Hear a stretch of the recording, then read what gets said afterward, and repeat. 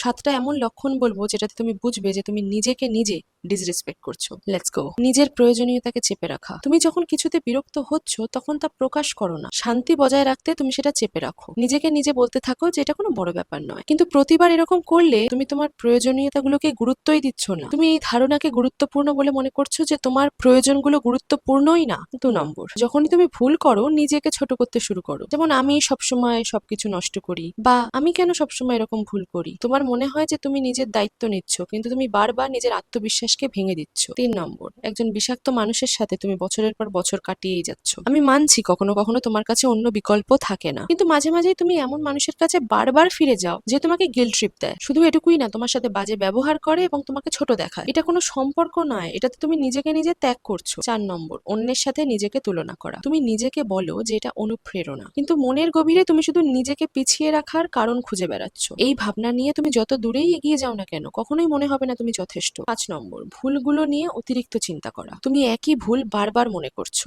যতক্ষণ না একটা ভুল তোমার পরিচয় হয়ে দাঁড়ায়, সেই ভুলটা তুমি বারবার নিজে থেকে মনে করছো। এর কারণেই একটা ভুল 100টা ভুলের সমান বলে মনে হচ্ছে, এবং এটাই তোমাকে তোমার উন্নতির পথে বাধা দিচ্ছে। 6 নম্বর, কমফর্ট জোনে আটকে থাকা। তুমি একটা জায়গায় আছো, তুমি একটা জায়গায় থাকো তার কারণ এটা নয় যে তোমার ওখানে ভালো লাগছে। তুমি থাকো কারণ ওটা তোমার পরিচিত। কিন্তু যে জায়গাটা সবচেয়ে নিরাপদ বলে মাঝে মাঝে মনে হয় না, সেটাই হয়ে ওঠে বিপজ্জনক জায়গা। 7 নম্বর, অস্বাস্থ্যকর অভ্যাসে জড়িয়ে পড়া। পর্যাপ্ত ঘুম না নেওয়া। মিনিমাম 8 ঘন্টা সবাইকে ঘুমাতে হয়, যতই ফিট যাই হও না কেন। এছাড়া অতিরিক্ত খাওয়া বা ফোনে সময় কাটানো। ফোনে সময় কাটানোটাকে বিশ্রাম বলে না, কিন্তু তুমি ঘুমের ব্যাপারটা এড়িয়ে চলছো। আর যে কোনো জিনিসই তুমি যত অ্যাভয়েড করবে তার জন্য তোমাকে একটা প্রাইস কিন্তু পে করতেই হবে।